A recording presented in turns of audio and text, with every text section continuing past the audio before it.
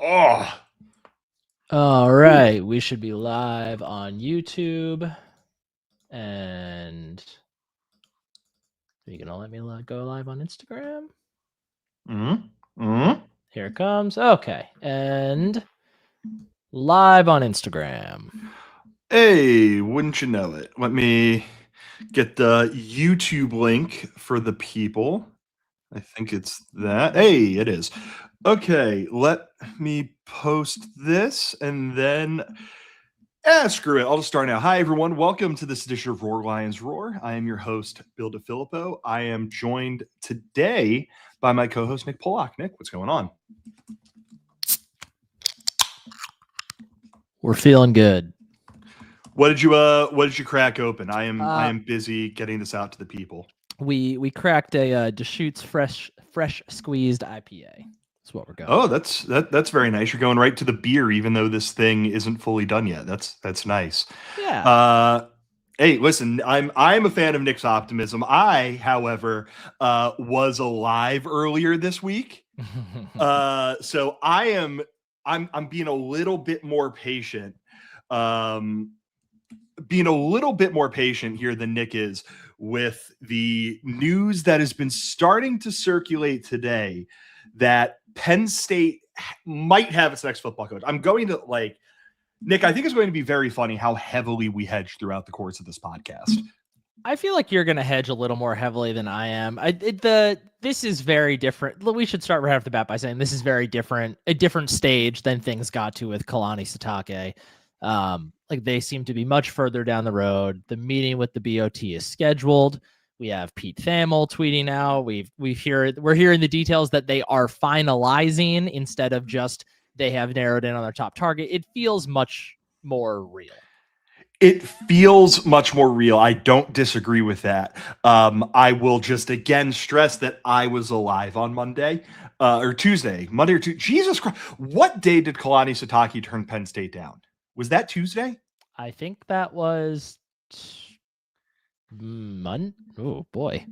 Monday? Has it really? Kalani Sitake. No, Tuesday. It was Tuesday. Monday. Okay. Yeah, it was Monday. We were feeling gracious. good. Tuesday, he turned it down. How much have you aged in the last however many days? Because for me, it took 3 years off at the very end of the old ticker. I wasn't. Not a ton, because I was having fun until yesterday when Matt Patricia's name got brought up. Then I was not having a fun time. So the last, I'd say 24 hours or so of aged a bit, but before that, it was okay. If for some reason this falls through and Matt Patricia does somehow recirculate, I am going to personally do everything in my power to make sure Matt Patricia is not Penn State's head coach. But we don't think that's going to happen. If you're listening to this, you almost certainly know why we are suddenly talking about this. And it is that it seems like Penn State is right on the verge of wrapping things up with Matt Campbell to become its next head football coach. Matt Campbell, 46 years old, offensive line coach background, coached for 4 seasons at Toledo as their head coach, accrued a 35-15 record at Toledo. Then in 2016, he took one of the hardest jobs in college football, went to Iowa State, and has done an exceptional job as the head coach of the Cyclones, going 72-55 in a decade there, including its own, I believe it's only top 15 finishes in program history, pair of Big 12 championship game berths in 2020 and 2024. Nick, I cannot believe, with how bad things felt on Tuesday, I cannot believe Matt Campbell is slated to be the next head coach at Penn State, barring hopefully some paperwork getting all sorted out. Yeah, an interesting thing to think about too is it's impossible to do now, but try to transport yourself back 2 weeks ago and tell yourself, hey, you have a chance to hire either Kalani Sitake or Matt Campbell. Which one would you choose? overall, the fan base, I would guess more people probably would have said Campbell. And a lot of that would have just been a result of not knowing much about Satake. I think once they dug through and realized, the players he could have potentially brought with him, the recruiting class, all that, maybe that flips. But like Matt Campbell is a name that has been on the Penn State radar for a really long time. Obviously not in this serious of a capacity, since Eric, we will get to your question about Dylan Mingo. Not in this serious of a capacity, since James Franklin has obviously been here, but he's a name that has been in contention for essentially every big job that has opened up over the last decade or so. Everyone has always said, well, what about Matt Campbell? So like it's a hire that's going to be adored by the media. First of all, like the media loves Matt Campbell, always has. He's a big, he's just a big football guy. Like that's what they love. And so it's, if you had said Matt Campbell at the start of the search, like we did, I think most of our reaction was the same. We were kind of in the boat of like, okay, yeah, sure. Now it feels like a miracle. Yeah, it's. I truly cannot believe we were here because of how bad. Like you mentioned it with Campbell, how popular of a candidate he ends up being, or how his name seemingly gets tied to every search at one time or another as kind of the obvious guy to take that next step as a football coach. Like there in the past, he had been rumored. I think his name popped up in connection to the USC search that landed them Lincoln Riley. Mm-hmm. Like if I remember correctly, and I could be wrong here, like his name got linked with the Detroit Lions when they ended up hiring Dan Campbell as their football coach. And I actually went back and looked, Nick, at a conversation that, we were having with a bunch of our friends back in October. And I said back then, Matt Campbell's the kind of candidate, I put him in kind of like the Matt Rule camp. And this is going to make a lot more sense in a second, because if you listen, I'm not the biggest Matt Rule fan.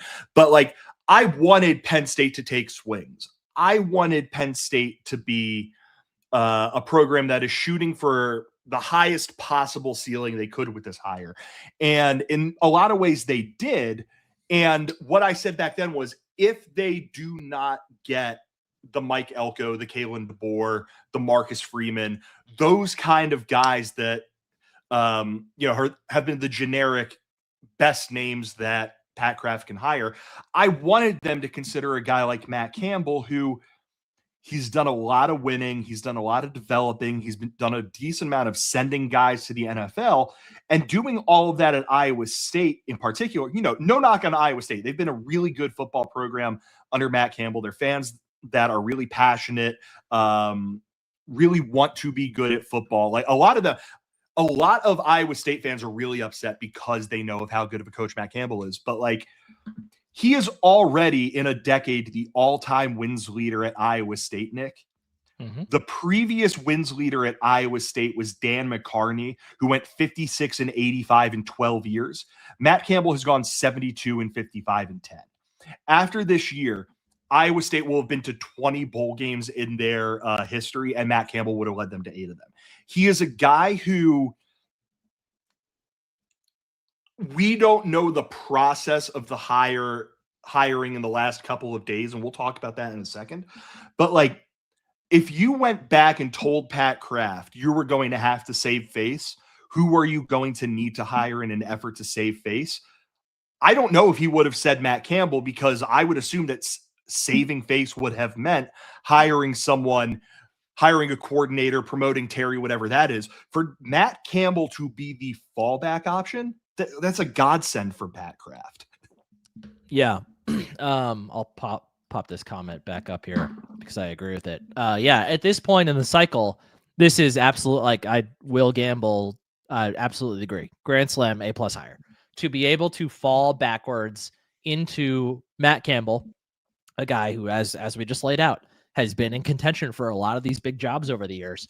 To fall backwards into this is just a godsend for Penn State. Truly, it is. I can't imagine barring like one of the playoff coaches suddenly deciding they need a change. Like, this is about the best case scenario you could have at this point. After the time that it's taken the guys that have gone off the board as a result. I would have thought the search is a disaster because they couldn't hire Matt Campbell. I didn't imagine that the search is a disaster, and as a result, Matt Campbell is the guy who is in line to be Penn State's football coach. Like, this is crazy. Yeah, and it's interesting too, because if you we talked about like the lens of perception and how it's changed. A lot of people were really upset over these past few days because the way that Sitake played out, it meant they lost out on Bob Chesney. Matt Campbell is kind of, I mean, he's not as young as Chesney for sure, and it's a different background and profile, but like Matt Campbell is kind of just like the leveled up version of Bob Chesney at this point. Like, he's someone who's done some really great things at lower level programs, who now is getting his chance to prove himself at an even higher level. Just everything's just kind of elevated. You know, Matt Campbell's been in the Big 12 instead of with JMU and with everything sub D1 like Bob Chesney. So yeah, like it's hard to imagine a better outcome at this point. I would agree with that. And one thing that we did on the podcast talking about Kalani Sitake turning Penn State down, Nick, was, or whichever podcast, like, this is the third in a week. Good Lord, we have too much. This is far too much talking about Penn State football on the heels of a season where they went 6-6. You can make the case this is a better hire than Kalani Sitake, a very easy hot case if you want to. I probably would have preferred Sitake, but that's when you add in all the other things that he likely comes with, it makes a lot more sense. But there was always going to be the fish out of water thing with Sitake too, so that was absolutely a concern. And to see the comments, I think I probably knew that Matt Campbell is younger than Chesney, but I didn't. Oh God, really? Campbell has more. Well, I learned this morning Campbell's younger than I thought in the first place. But he may be younger, but Campbell has more experience. So you could say coach younger if you'd like. His Spotify age is younger. We'll say it that way. It's that time. God, I didn't expect you to go to Spotify rap stuff on me. But like, we made the comparison between Kalani Sitake and Cale Sanderson, and how like the model, or like, we know that Pat Kraft absolutely loves Penn State's wrestling program, and there is a very easy comparison to make between Kalani Sitake and Cale Sanderson, guy from practicing LDS member at their alma mater, trying to make a big splash for a program, want to hire them, just personality wise. Sitake is a bit more gregarious, but very like calculated and smart and competitive, personable guys.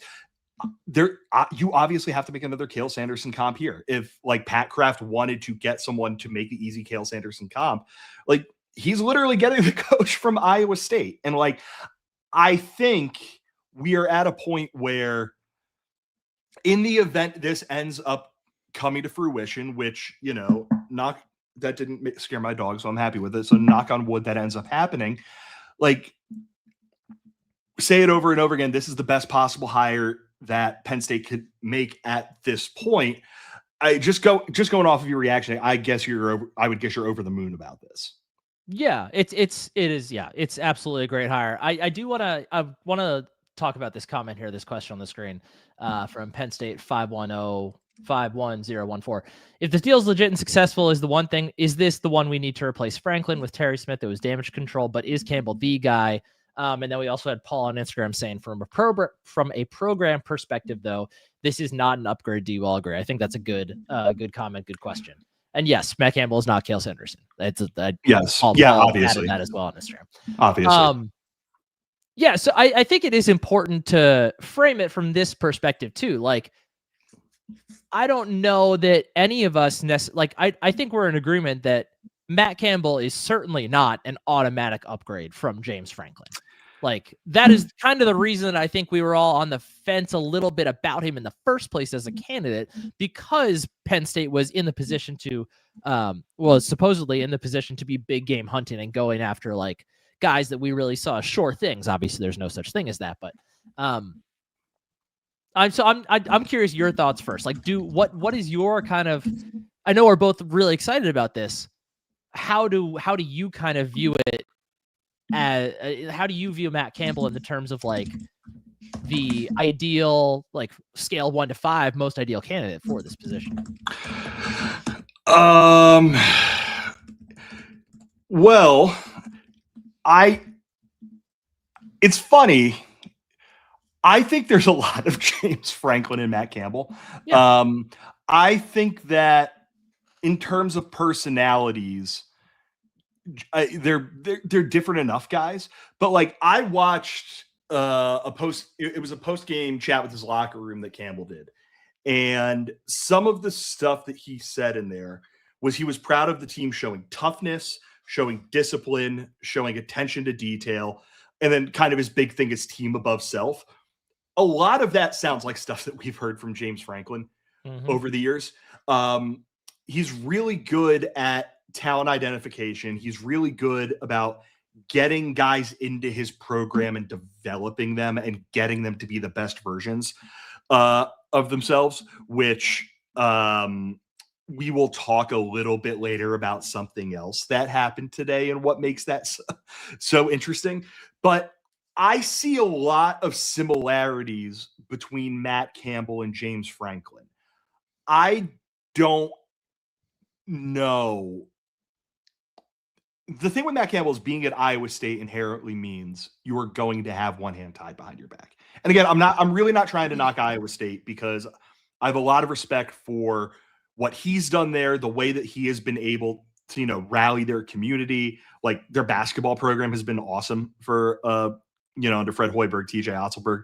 But at Iowa State, it's really hard to convince young men to come play football. At Penn State, not always necessarily easy to convince young men to come play football, but Penn State's a lot more willing to pour a lot of money into its football program, especially under Pat Kraft, who, as we learned today, really wants Penn State to win a national championship in football. So we will talk about the leaked Pat Kraft audio, folks. We'll get there in a bit.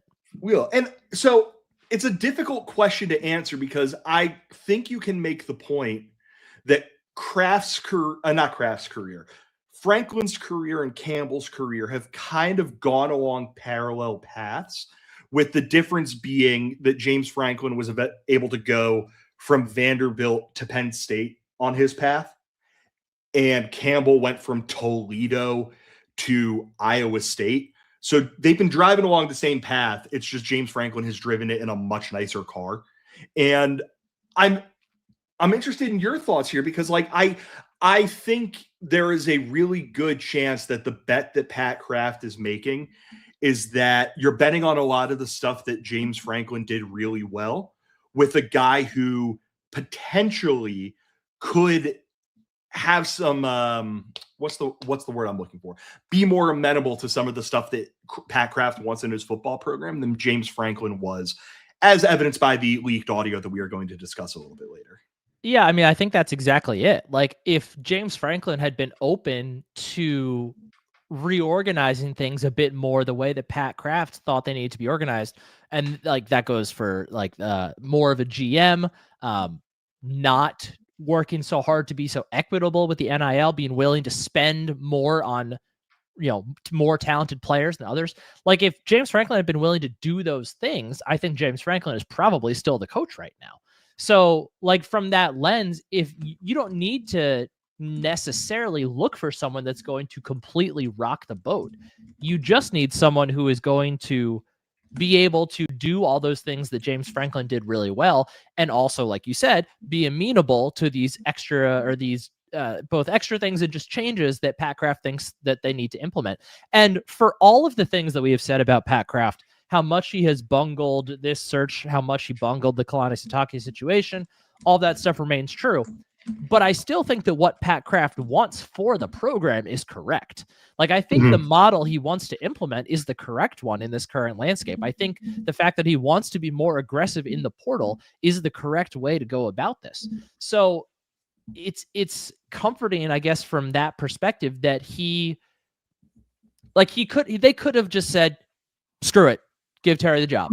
But he found didn't find Matt Campbell. Matt Campbell's been out there for a while. Matt Campbell's pretty prominent, yes. But the fact that everybody met with Campbell, obviously they discussed this, and the fact that Campbell is willing to buy into this and say, yeah, I can do that. I can lead the program in this way. Like, that is a huge positive for me. And I think that, you know, I think that this is the right move. Yes. Matt Campbell is not number one on my list at the start of this. He probably wasn't in the top 3, but as extensions started rolling in, we started finding out who was and wasn't actually a target. It's hard to argue that you were going to get anybody better than Matt Campbell at this stage for a guy who is such a known commodity. Like, I think we all feel pretty good about knowing who Matt Campbell is, but we've never seen him on a stage like Penn State. So to be able to get a guy that has such a positive history to this point, and to know that there's still probably some amount of untapped upside as far as what he can bring to the table as a head coach, is pretty exciting.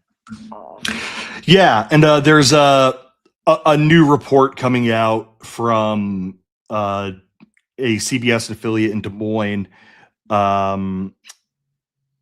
Sharon Earhart reporting that Iowa State football players haven't been told anything about Campbell's status. The player said he and his teammates are sitting around the locker room in shock and disbelief. This is the part of this that sucks. Like, I do feel very, very bad for Iowa State football players and Iowa State football fans if this is true, because Matt Campbell has done so much for the program and so much for the team. And it's what makes him it's what makes him so appealing to Penn State and to other schools that have had some level of interest in Matt Campbell over the years. But I think in general, we could say, Nick, like, this is a really good result for Penn State.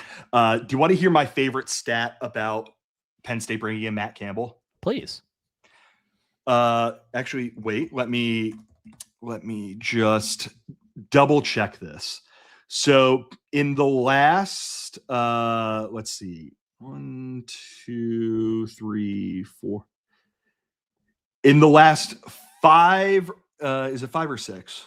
1, 2, 3.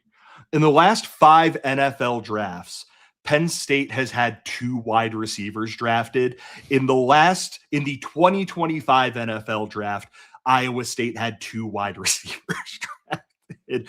And to make things even worse, Penn State's draft picks were a first round pick and a day 3 pick. Iowa State had 2 day 2 picks. Jaden Higgins and Jalen Noel, both drafted the Houston Texans, funny enough, last year. If you want to expand that out a little bit, in the last 5 years, Penn State's had 2 wide receivers drafted. In the last 3 years, Iowa State has had 3 wide receivers drafted. They've done a better job sending wide receivers to the NFL than Penn State. So at the very least, I hope that's going to be a little bit better. And I hope it's going to be, I hope they are able to get this over the line. And I hope Penn State is able to hire a football coach who, he's just been good at winning football games. Like, I hate boiling things down to this, but he's been really good at winning football games and having really smart, really disciplined football teams. And I hope he's able to bring that to Penn State. Also, did you see the fun tweet about an old recruit of his a couple of years ago that was going around? Would that be one Mr. Ethan Grunkmeyer, who took a couple visits to Iowa State? Yeah. Back in 2022, Grunk put out a tweet where he visited Iowa State. And Iowa State was one of the schools he was considering. And as listeners of our podcast know, I'm really high on Ethan Grunkemeyer.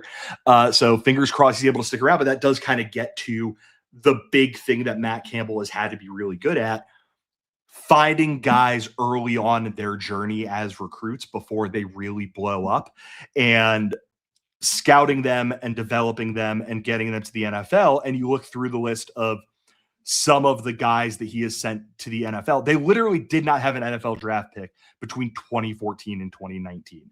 But you look at some of the guys he has sent to the NFL: David Montgomery, Breece Hall, Charlie Kolar, Brock Purdy, Will McDonald, TJ Tampa with the Ravens, a couple of 4 draft picks last year. If they are able to mix if this gets over the finish line and Matt Campbell is able to mix his ability to scout and develop talent with the ability to start bringing in high level talent, this is the exact sort of hire I think we all wanted Penn State to make at the very beginning of this process, Nick. Yeah, and to go along with that idea of how they're going to bring in that talent, I want to poke on this question from DJ Dangerous Drops.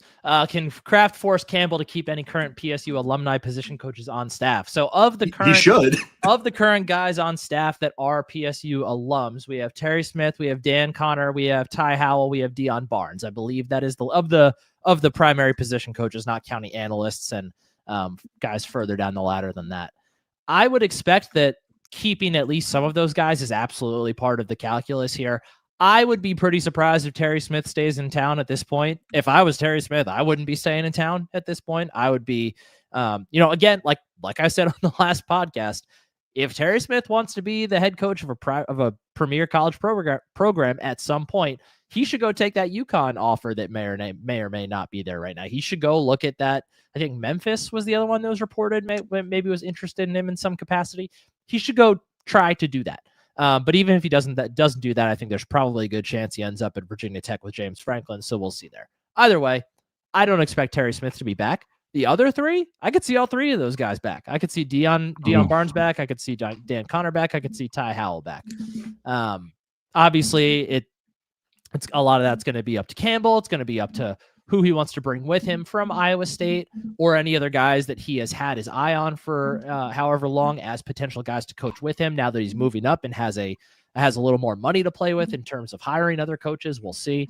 But just in terms of continuity, in terms of having guys that know the region, know the high schools around there, I think you got to try to keep at least 2 of those guys on staff. I know we've heard some glowing things about Dan Connor as a coach and how highly people think of him and his coaching future.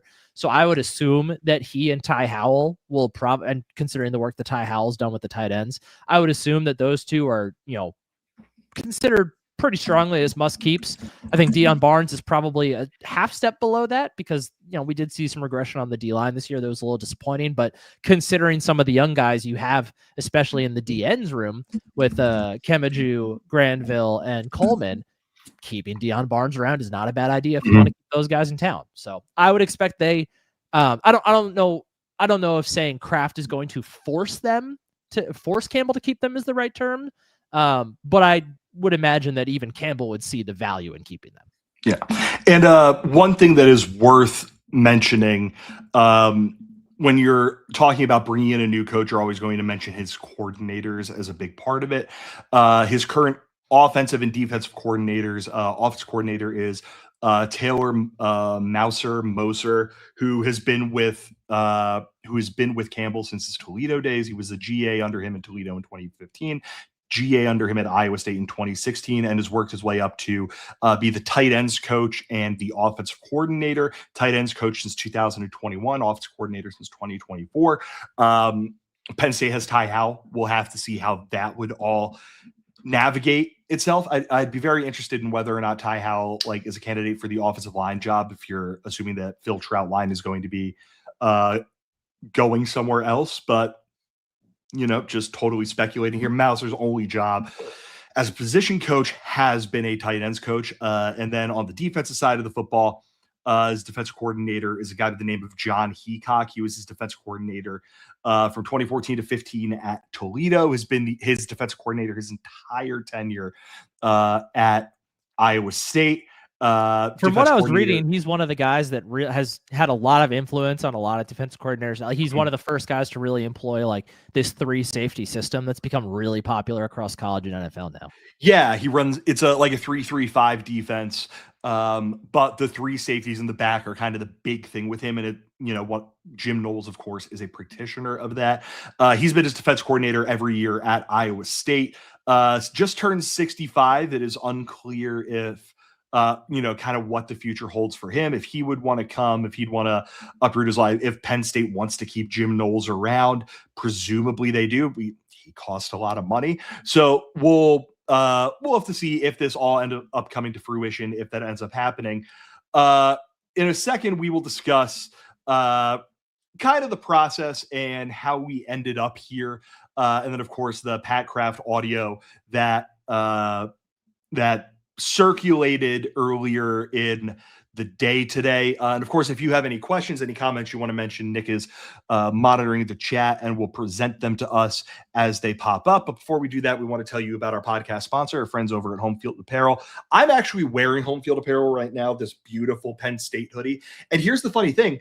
Nick almost wore this exact same hoodie today before he decided against doing that. Very glad which is just a pretty common thing, because I wear a lot of Home Field Apparel. Nick wears a lot of Home Field Apparel. Nick, are you wearing any Home Field Apparel right now? I don't think so. I don't think so. No, not right now. No, yeah. We're always rocking Home Field Apparel, regardless of whether or not they are a sponsor of our podcast. But they are a sponsor of our podcast, so we are going to talk about them right now. Home Field Apparel has been a fantastic sponsor with us ever since we decided to go podcast only. They are the very best. The stuff that they make is the best stuff that you will have in your collection if you are a college sports fan. Whether it's a hoodie, whether it is a t-shirt. Don't have a Home Field Apparel t-shirt on right now. Hoodies, t-shirts, hats, long sleeves, crew necks, joggers, socks, whatever. Earlier this week, I put in an order with Home Field Apparel for a new long sleeve shirt, a couple of new hats, and a new pair of socks, because I could just use a new pair of socks. And I want to get it from Home Field Apparel, whether it is something from their core collection, which is just general t-shirts and hoodies and socks and stuff like that, or something they have from one of their various collegiate collections, including Penn State and a bunch of other schools. I would highly recommend you head over there and check out everything that they have for you or the college sports fan in your life, whether they went to Penn State or whether they went to another school. If you're an Iowa State fan who came across this and is listening to this, one, welcome. Happy to have you here. Hello, Clone Luke. We will get to your comments. Yeah. Go and check out what Home Field Apparel has in its Iowa State collection. I've never actually looked at it. I'm trying to pull it up real quick, but I imagine your color scheme would really pop in Home Field Apparel gear. Let me just look really quickly. And some red and yellow on a cream shirt. Oh my goodness. They have some really, their bomber jacket in particular for Iowa State is gorgeous. And they have a knit sweater that I very much like what they have for Iowa State. So if you're an Iowa State fan, go over and check out what Home Field Apparel has. If you were a Penn State fan, go over and check out what Home Field Apparel has. If you just like another school, go and check out what Home Field Apparel has. Head to homefieldapparel.com. Get something for yourself. Get something for someone for the holidays. They are going to have some of the best stuff that you can get your hands on. Again, head over to homefieldapparel.com and check out what they have in their collection. Thank you, as always, to Home Field Apparel for sponsoring our podcast. Nick, let's get back to talking about the process and how Penn State presumably ended up on Matt Campbell. It was a pretty bad process altogether, but I'm very glad they ended up here. Yeah, I agree. And quick note, I am reading all the comments coming in. We will address them. We'll address them right after this, and then we'll sure. Talk about the Pat Kraft leak. Yeah, so this was still a bad process by Pat Kraft through and through. Right, we talked about this a lot last time, so I won't get too far into it. But identifying the target you really wanted in Satake was good. The timing of it was horrible. The way that you publicly got pretty embarrassed by the whole situation too was bad. I am not under the impression that they had been necessarily like holding communication lines open with Matt Campbell as the primary example here throughout all that time to let him know, like, hey, just to let you know, we're still interested if other things fall through, blah, blah, blah. It seems more that this has just come together in the last couple of days. Mm-hmm. But yeah, this doesn't change my opinion. Like I said before, I think Pat Kraft has done a really poor job overall with how he handled this search. I think what he wants in the football program is absolutely correct. And I think his ideas about how the football program needs to be run are absolutely correct. I think Pat Kraft has done a lot of great things with the other programs, not basketball, but I think he's done a lot of great things with basically every other Penn State program. But his two biggest hires he's had to make on the job Matt Campbell might end up being exactly what Penn State needs, and we might look back on this and not even remember this whole debacle all that much. But to strike out the way he did with Satake, and then the whole debacle with Micah Shrewsbury, he's done poorly overall. Yeah, it reminds me, this entire situation reminded me a good bit of when Texas A&M ended up with Mike Elko. Obviously, the circumstances under which it happened were different. But if you remember correctly, Texas A&M wanted to hire Mark Stoops. I think their AD wanted to hire Mark Stoops. I don't remember the exact details, but I'm pretty sure it was their AD really wanted Mark Stoops. A bunch of people decided, no, we don't want that. And they ended up turning to Mike Elko, who is the successful defensive coordinator there for a good amount of time. And in doing that, they ended up hiring. That's a little bit different because it's not like Mark Stoops is the most bombastic personality in the world, or was not the most bombastic personality in the world. Now that he's what church kept Mark Stoops in town? I'm not going to get into talking about churches in Kentucky because I live close to Kentucky. But have you seen Kingsman? I have seen the Kingsman. Yes. Why? I haven't seen Kingsman in way too long. Why? Oh, doesn't that whole church scene? Isn't that in Kentucky? Is it? I'm pretty sure. All I remember was there were people who complained about the church scene in Kingsman for being too violent, and I'm like, dude, they're fighting in a church. It's 1-1 continuous shot, and Freebird is playing. How could you care about anything other than this? But yeah, like they ended up not getting the guy they wanted to get, and then had to go with the boring, sensible guy. And, this is not meant to be a knock on Matt Campbell at all. He's not like a big personality. He's not a guy who's like constantly screaming and pounding on the table and this and this and this and this and this. He's just a guy who wants to get in there and coach football, do things the right way, develop guys in his program. He's a big believer, and I don't know how much of this is like I'm at a hard school to coach at situation or what. And Kalani Satake was like this too. But a guy who's like, I'm not necessarily going to go for like the biggest names. I want to get the very best guys for my program and then get the very best out of them. And it was just really hard not to make those comparisons, at least in my stupid brain, to Texas A&M hiring Mike Elko. I'm very interested, Nick, in finding out what happened after Kalani Satake fell through.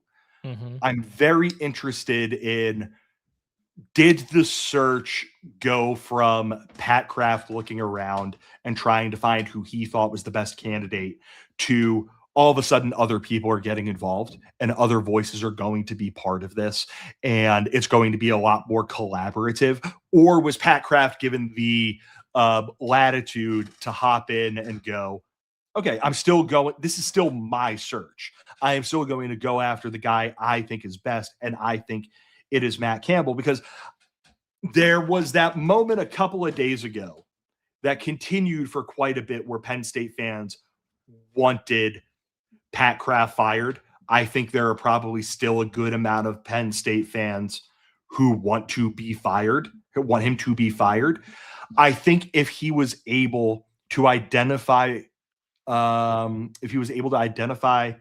Matt Campbell, move on him quickly, and get him over the finish line quickly, if that is what ends up happening, I think that's going to take, deservedly so, a lot of pressure off of him. But if it became a thing where a lot of other people, where like Neely Bendapudi is starting to get involved, other people in the athletic department are starting to get involved, and it became a process where some of the power was taken away from Pat Kraft, it's like, ooh, I don't know about that one. Yeah, and obviously we'll never really know. I think if Pat Kraft gets fired sometime in the next few weeks, I think it'll be fairly obvious that he was not the one really in charge of the search at this point. I would guess that it was not so much taken out of his hands as it was, you're not doing this alone anymore. Like it was, I assume it was probably a situation where it was like, hey, like Pat, why don't you identify some candidates and then we'll we'll go at this together. And we'll kind of figure this out all together. That's where I am assuming it is. Mostly because Pat Kraft still has a job right now. So I agree with what you said. Like if this goes well, Mhm. A year from now, no one's going to care. Nobody cares. Yeah.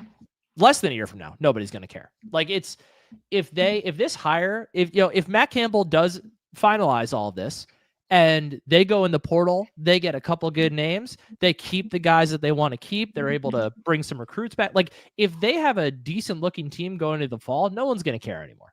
Truly. Yeah. So yeah. And next year's schedule, when was the last time you looked at it? It's not good. It is an extremely manageable schedule. Yeah, Marshall at Temple, Buffalo at Maryland, at Michigan, at Northwestern, Minnesota, Purdue, Rutgers, USC, Wisconsin, at Washington. Like, if things go well, there is a path for Penn State to win a lot of games in that schedule. But there's still a very long way that we have to go between now and then. I will say, whoever gets the credit here, whether it's Pat Kraft, whether it's someone in Old Main, whether it's someone else in the athletic department, whatever it is, I do think they deserve a lot of credit for dusting themselves off after Tuesday. Yeah. Not saying screw it, we're just going to hire Brian Dable because we need literally anybody in to save face. We're not going to hire Tommy Rees or Matt Patricia because, for one reason or another. We're going to actually find a guy who makes a lot of sense for us, and then moving quickly to get that guy. So I think whoever that is deserves a lot of credit. And I think the people, the wonderful people who are subjecting themselves to us, Nicholas, deserve a lot of credit. And I think now would be a good time for you to go through the chat, throw up stuff that people have said, talk about questions, whatever else is there for us. Yeah, let's get into some of this. I'm going to go back a little bit here because as we were talking about the idea of keeping some of the alumni coaches around, there were some comments about that. Here it is. Here's the one I want to talk about. Start with from Ryan. Yeah. Before you do that, one last quick thing. I do want to just make a note of this. Both at least that I have seen, both Allen Robinson and Michael Maudie have gone onto Twitter and thrown their support behind Matt Campbell. Allen Robinson in particular is fired up about them hiring Matt. And I think that's just really important and really good to mention because it would have been very easy, and we might still see some of this. It would have been really easy for a bunch of people who played at Penn State, current players, whatever, to go, screw this. I don't want this guy. I want Terry Smith. And to see the community of former players, at the very least, come together like this, I think is a really good thing for Matt Campbell. Yeah, absolutely. So Ryan here, I think there's a bit of a misconception about what we were saying. Neither Bill nor myself, or I think, I'm not going to say there are several people that probably think of this way. We are not in favor of keeping Ty Howell, Deion Barnes, Dan Connor, even Terry Smith. We're not in favor of keeping them because they are Penn Staters. Right. The big advantage of keeping them is one, those three guys have done a good job. Obviously, this year has been tainted and nothing really went right this year. But for those three positions, those have been three of Penn State's strongest positions, four if you include Terry with cornerbacks. Those have been some of Penn State's strongest positions over the years. But more importantly, it really comes back down to recruiting. Position coaches are important when it comes to the technique and all that stuff that they coach during the week. But the real superpower of assistant coaches is recruiting, because all that other stuff, there are enough guys on that field that you can kind of put Band-Aids over and find other ways to make sure the techniques and all that stuff gets taught. What keeping these guys around, it's not because they're Penn Staters. It's because there are guys that have an inherent interest of being at Penn State and know the high schools in the state of Pennsylvania and the surrounding states extremely, extremely well, and have relationships with them. One, from being recruits themselves and going through that process, and two, from being with the program and being around it and having experience talking to those guys. So the big draw is not that they are Penn Staters necessarily. It's that they are guys that you can very easily build a case as saying they want to be here anyway.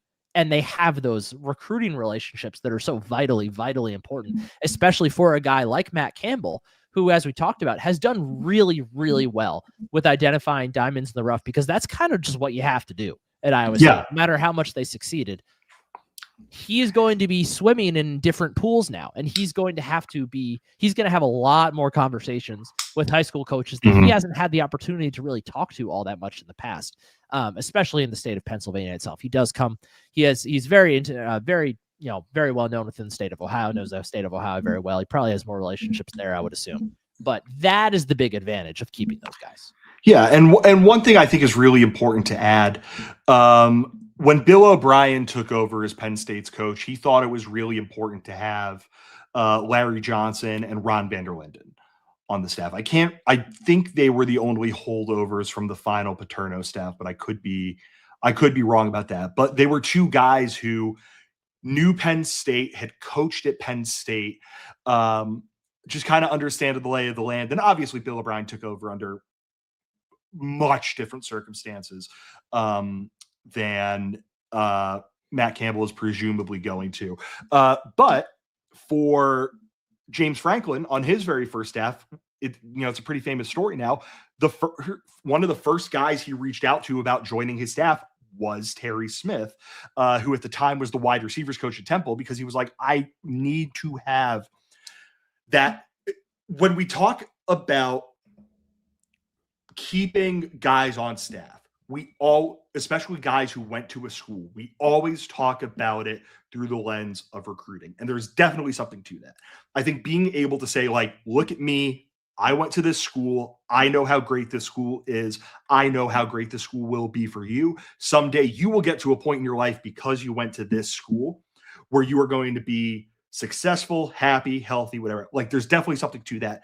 There's also the other direction here, where if you keep guys around who know your school, that is a connection to Letterman. That is a connection to your community. That is a connection to your athletic department, to your administrative people, to whatever guys you're keeping on the roster. Like, I definitely think there is something to keeping guys around who went to Penn State, because Penn State, for all the things we love about it, is a very unique job. It's in the middle of Pennsylvania. It's 3 hours from any other city. You got to go into a Philadelphia high school and convince some kid who is used to life in a city not to go to Ohio State and a city in Columbus. Or this was one of the things that popped up in the Pat Kraft audio. Like, Penn State being in the middle of nowhere is something that hurts it. And being able to have people who can go and say, I spent 4 years there, I know what it is like at Penn State. This is something that is really good, even though you have these concerns. Like, there's a lot to that. So I definitely don't think you keep Ty Howell. I definitely don't think you keep Deion Barnes, Dan Connor, just because they went to Penn State. But I think going to Penn State, there is just like an inherent understanding they have of being able to recruit to Penn State and have those connections to Letterman that would be really important to keep around. Yeah. And Terry Smith. We should, whenever we talk about guys who went to Penn State being on the coaching staff, we always talk about the younger guys.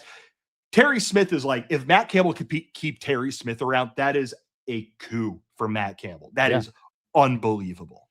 Yeah, absolutely. And to your point, like, in the end, it's just a data point. Like, Matt Campbell is still going to evaluate all these coaches. He's going to evaluate his options, and he'll make a choice. It's just a data point. It's not an end-all, be-all.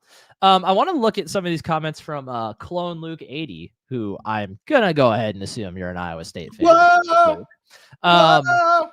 So this first one, this first one I want to talk about. Campbell got full control at Iowa State. Oh, and you even say you're an Iowa State fan here.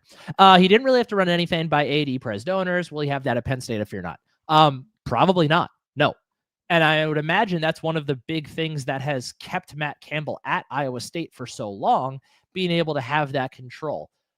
But I think we'd be fools if we didn't consider the fact that this was surely discussed as part of the interview process, and when they were actually vetting whether or not Matt Campbell was a realistic candidate for this position. I'm sure that Matt Campbell has absolutely loved being able to be the end-all, be-all of the decision-making for Iowa State football. How could he not? Any coach would love that. But there's trade-offs, right? If you're going to Penn State football is a significantly bigger brand than Iowa State football. No matter where he would go, this situation he has now is never going to be the case again. And maybe that just meant he would be happy to stay in at Iowa State forever and retiring there. I don't know. But the scenario that he is currently in is simply not a really realistic one for the rest of his career. And when you go to a place like Penn State, that's just part I disagree with that. I think which part? I think there's a world where Matt Campbell stays at could have stayed at Iowa State for his entire career. And like, obviously this is just the name of the game nowadays, where like coaches have to keep moving up and up and up and up and up and up. But like, I definitely think there's a world where Matt Campbell spends 25 years at Iowa State, wins a couple of Big 12 titles, especially with how like things have kind of gone in the Big 12 in recent years, wins a couple Big 12 titles, and then like has a statue built outside of oh sure, yeah, Trice sure. Stadium. Yeah, no, absolutely. Yeah, sorry, I didn't mean to imply I didn't think that was realistic. Yeah, it absolutely is. But this is just what like whether it's that program at Iowa State in experiencing some major growth at some point or moving to a different school. The bigger the program, the more voices there are going to be in the room. There's simply no world in which this wasn't discussed. And if this ends up not going the way it looks like it's going, and Matt Campbell decides to back out, that is almost certainly going to be the reason why. But that is absolutely something that Pat Kraft and Neely Bendapudi would have discussed with him as part of these interview processes. So I'm sure that, like I said, I'm sure Matt Campbell has absolutely loved the autonomy he has had as Iowa State's head coach. But the bigger the program, the more voices in the room. That's just how it is. Let me find some other. Yeah, and one thing I do like want to add on top of that is that I do still think that Matt Campbell will be able to do whatever he wants at Penn State. Like, unless he's doing something so completely out of bounds that it's like bad for the university, I do think he is going to get going to have the latitude to run the program the way that he sees fit. But to the question that Luke asked, this is really interesting in the aftermath of that Pat Kraft video that came out, and we will get to that here in a second. But the most interesting thing that Pat Kraft mentioned in that video, by a factor of about 1 billion, was he wasn't happy with Penn State's roster. I don't remember the exact wording, but it was like, we're paying 103 guys. These other schools are paying 60 to 75 guys. And the implication to that was, at Penn State, the way that James Franklin wanted to run his program, James Franklin wanted every single guy on his roster to be taken care of to the best of his ability. Pat Kraft, has to be benchmarking this against other schools. I don't think he would just say, he might just say that. The hell do I know? At other schools, Pat Kraft appears like he is under the assumption that 60 to 75 guys are taken care of, like really taken care of. And then the rest of the roster is filled out with guys who work to that point. So that's my assumption. And that's the one thing that I'm like, this had to have come up in the interview process, and there has to be some level of Matt Campbell being cool with that. I'm just very interested in practically how it works out for the exact reason that got brought up. Like, he's a guy who is given a lot of autonomy to do things the way he wants in Ames. Yeah.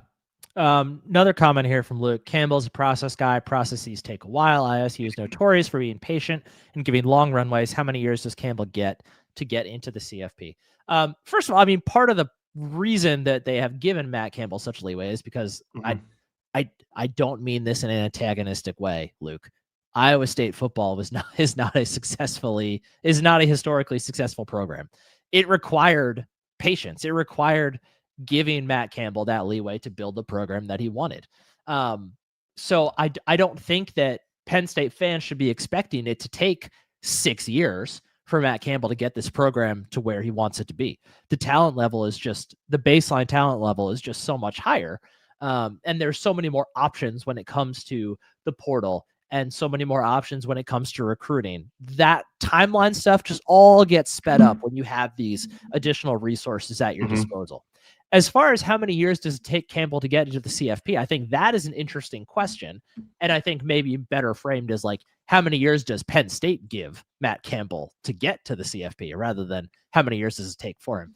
Realistically, it's an impossible question to answer right now because we have no idea what the roster is going to look like next year. Yeah. Because next year is a big shining opportunity to get back to the playoff considering the schedule. So probably something better addressed after the portal period has passed and after we see what Penn State's roster will actually look like. But I don't think this is a multi-year rebuild situation. And I don't think that if Pat Kraft and Neely Bendapudi thought that, that they'd be hiring Matt Campbell right now. I think the draw of Matt Campbell is that he does so well with this talent identification, with these talent identification things, that you would think he would be able to come into a place like Penn State with this significantly higher talent level and immediately start to turn dividends on that.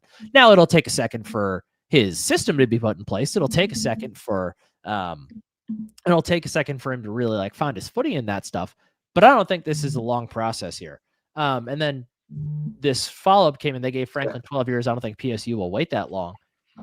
I mean, yeah, if Matt Campbell doesn't make the playoff in 12 years, I don't think he's going to be Penn State's head coach. Like I'm very, very confident that the thing I will say is that one thing that I've hated this entire search is people going, well, Indiana got to the playoff in the first year, blah. That all came down to money. Mm-hmm. And that all came down to hiring a very good coach and importing a bunch of guys who knew how the coach wanted things done, and that all working out, and then helped out by a bunch of other things. But money is the root of it. And I'm pretty confident that as long as Penn State is able to, at the end of the day, I'm a big Jimmy's and Joe's more important than X's and O's thing. And I think that if Matt Campbell is just able to get good football players in, like crazy thought, that this will all take care of itself. Is also worth remembering. It took James Franklin a couple of years at Penn State to kind of realize that coaching college football at like at a school with national title aspirations is different from coaching football at a school where the hope is to compete for a conference championship. And again, I really do not want this to sound like I'm knocking Iowa State, because I'm really trying not to do that. But when you are competing for a national championship, like it just works different. Like your job is inherently different. There's a lot more like you have to make people with money happy. You have to make high school coaches happy. Like I'm sure Campbell has done versions of that at Iowa State, and it's just going to be magnified at Penn State. I think the much bigger thing is how quickly he catches on with that stuff, because that stuff is like weird. And it's not what you sign up for. It is not the thing you're signing up for when you decide you're 12 years old, I want to be a football coach. Yeah. And to be very clear, in the era of it took James Franklin a while to make the playoff. That's when it was a 14 playoff. If Matt Campbell does not get Penn State to the 12 or almost assuredly 16 team playoff within the next 3 years, he's probably not coaching Penn State in the fourth year. Like that's not crazy. Like that is any program at Penn State's level is going to expect to get back to a playoff, especially when it's that expansive and that many teams, because there are so many inherent advantages to being Penn State when it comes to that playoff conversation that as long as you can have a 2-loss regular season, you're in. So like if Matt Campbell is not able to get to the playoff anytime in the next 3 years, Matt Campbell's probably gone. I also don't think that's a situation that's going to happen. I fully expect them to be a playoff team again within those next 3 years. How about we there's a lot of Pat Kraft comments in here. So why don't we get to the leaked audio a little more? Sure. So if you missed it earlier today, and if you give me 1 second, I will try and find I want to find the source, because I want to be able to get that part correct. While you're doing that, one comment here from Facebook: how well will Matt Campbell recruit in the Northeast? Matt Campbell has been recruiting in the Northeast, maybe not so much into the New England area per se, but Matt Campbell is an Ohio guy. He's going to recruit Ohio. He's going to continue to recruit Ohio. He's going to recruit Pennsylvania. The DMV is going to be a different challenge now with James Franklin recruiting against you. But like the recruiting footprint is not going to be all that different from what he's already accustomed to. He'll probably be in like Texas a little bit less. He'll be in the Midwest probably a little bit less, and more in the states a little bit more north of that. But I don't anticipate Matt Campbell having huge issues with recruiting. Like I said, the biggest holdup will just be rebuilding relationships with schools that he doesn't necessarily know as well. For sure. So for those of you who might not have seen it, if you're listening to this, I assume you've probably seen it. The account's called Dead Air Sports. It's a YouTube page where, frankly, I hadn't heard of them before today. But fascinating source for this to be leaked to. Yeah. Really. As of today, or as of looking now, just under 50,000 people have watched this video. It is a leaked video of Pat Kraft talking to it sounded like a collection of players. I couldn't hear, I wasn't able to specifically place who was in there, but I know it seemed like King Mack was in there, unless there was another guy who was able to talk about spending 1 year down at Alabama that I didn't know about. Sounded like Tony Rojas is in there based on a joke that he made later in the video. And it really was something to wake up to. Like I woke up to it. I woke up to people just losing their minds about it. I was like, what in the hell is this? And when I heard about it, Nick, before I dove in, I thought it was going to be something completely different from what it was. I thought it was going to be a lot of Pat Kraft yelling at the guys, trying to galvanize them, being very hedgy about not giving Terry Smith the job, all of that. And don't get me wrong, the fact that this video leaked is not good. Like, no. It is bad. Like, it does not show, a house divided can't stand against itself, or whatever the saying is. Like, this is some house divided stuff. And then I sat down and listened to it. I was fascinated by how chill the entire thing was. Like, it was weirdly like, it was not hostile. Kind, I think. Yeah. Yeah. And then there was nothing hostile about it. And like, there's a lot of stuff in there that doesn't necessarily look great. Like the amount of talking junk Pat Kraft did about Ohio State and about, he hates Oregon, dude. Oh my God. He cannot stand Oregon. Fascinating. And some of that stuff didn't necessarily look great. I frankly loved him talking about how Michigan cheated and everybody knows it. But my big takeaway is like, I don't know in actually listening to the audio who is supposed to like come off like the bad guy in it. No, the only person who comes off as the bad guy is whoever provided this leaked audio to someone. Yeah. Like, if you want to be mad about Pat Kraft cursing, which it seems like there's some of that in our comments right now, college football is probably not the sport for you. Watch any broadcast, you're going to hear kids cursing, you're going to hear coaches cursing on the hot mic basically every week. If you want to be mad that he was dissing other schools, I mean, do you want him to be happy that Michigan cheated? The bottom line here is that Pat Kraft didn't say anything that we haven't been saying for weeks, like complaining about Tysier Denmark and Kobe Howard being on the sidelines. We've literally had podcasts about that. And like the players seemed like they agreed with that was the craziest thing with all of it. With a lot of the stuff that I can imagine people getting pissed about, like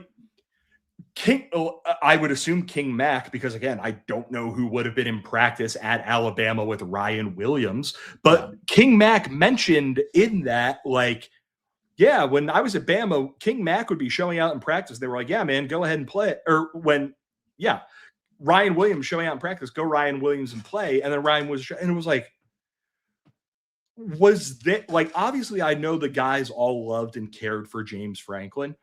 I was shocked at how much the guys in the room, and maybe they didn't, maybe like they were just putting on a happy face because, technically their boss was yelling at them.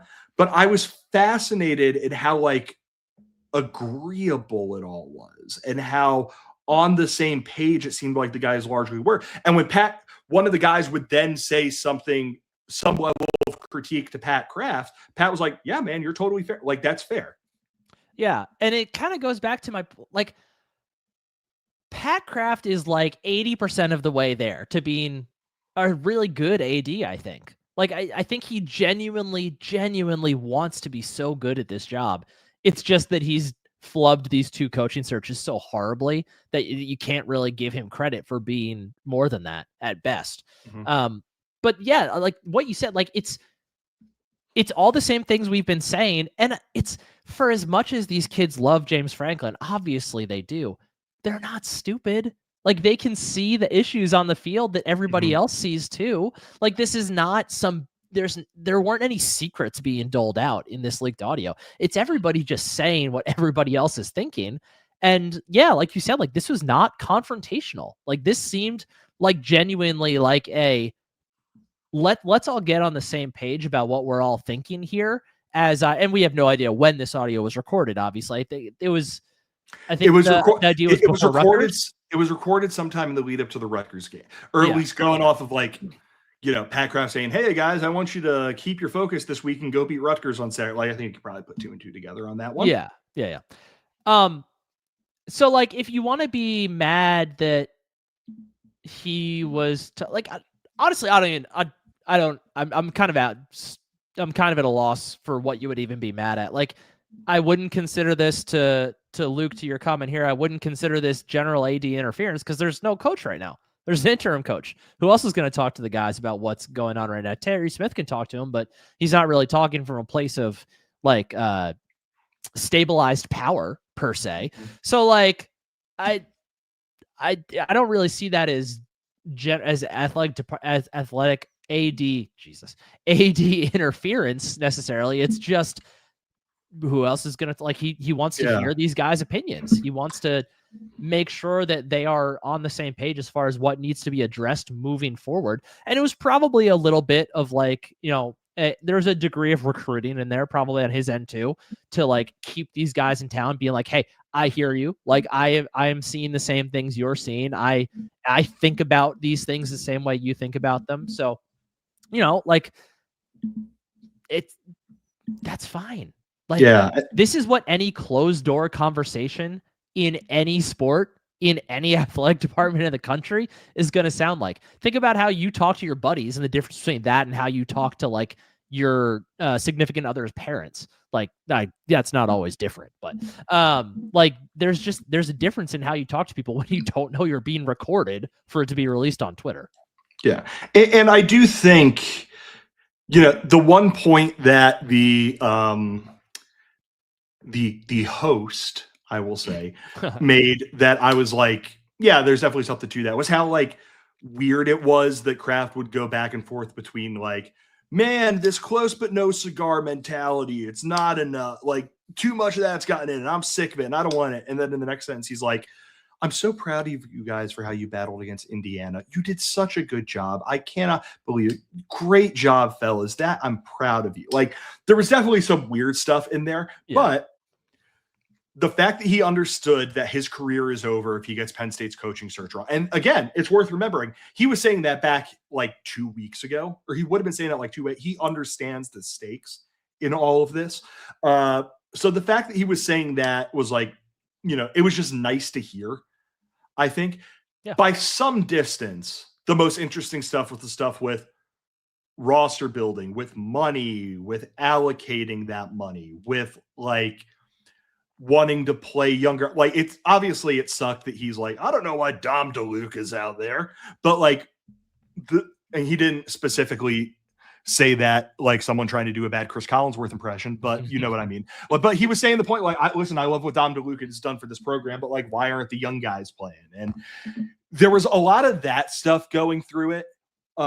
A lot of stuff that you could listen to and say, like, I very much see why he would have butted heads with James Franklin over, like, just theoretically. And then it's the thing we just mentioned, Nick, like, it's especially interesting through the lens of who they just hired, because I think just about everything in this video probably came up at some point in the interview. I have to assume some version of like, I'm sick of being close but no cigar. I don't want that mentality around. I want the roster money allocation on the roster to look like this. I want this. I want this. I want this. I have to assume that all came up.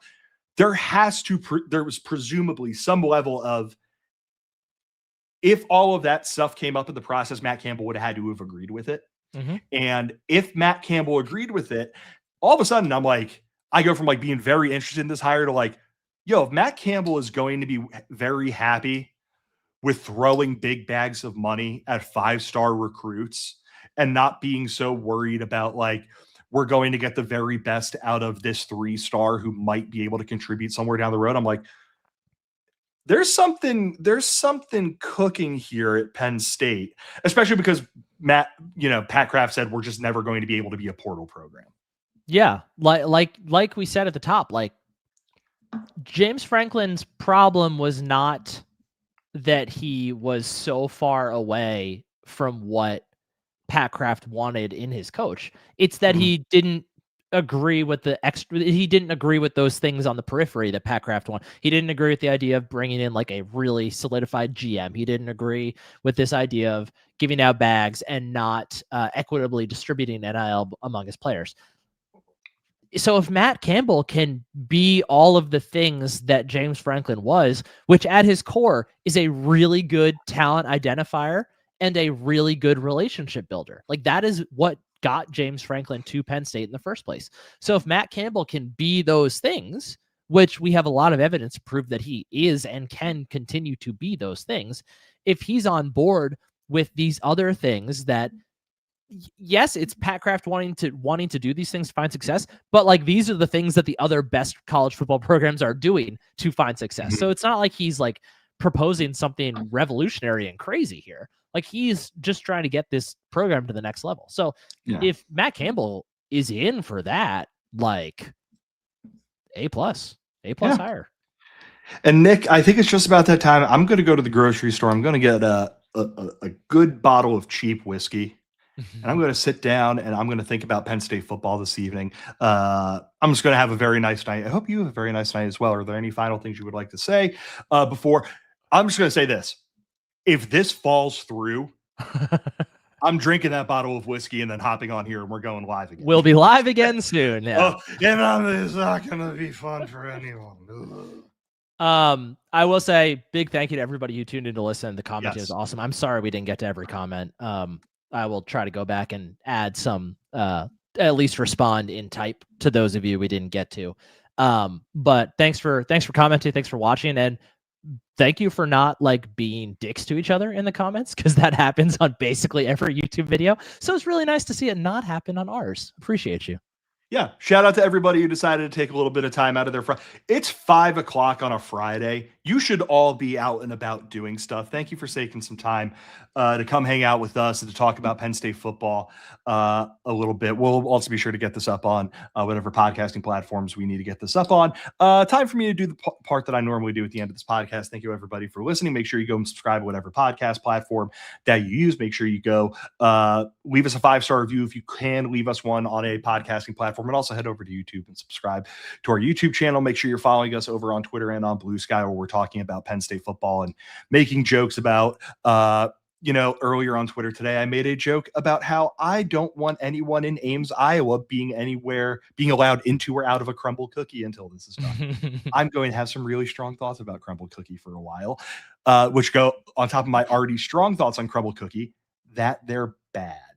And of course, make sure you go and check out our friends over at Home Field Apparel. Of course, head to homefieldapparel.com for everything you need for yourself or the college sports fan in your life. One last time, thank you, everybody, for listening. From a co-host, Nick Pollock, I'm Bill DeFilippo. Take care, everyone. Go State. Insomnia forever.